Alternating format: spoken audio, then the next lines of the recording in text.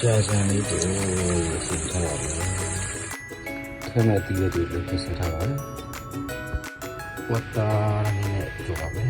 ဒါလေးကိုပါလေးထားပါမယ်ခဏကြာကြီးချီကြမ်းနဲ့ချုံမစားဖြူစီရထားရဲ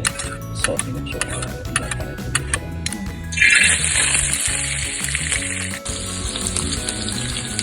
အဲဒီဒီနေ့ဒီဒါလည်းကြာတယ်ပြောဆက်ထားတယ်ဒီလိုဖြစ်ရတယ်ဆိုရင်လည်းပါပြီးလိုက်တယ်ဒီနေ့လည်းပါရင်းနဲ့ရတာဆိုရင်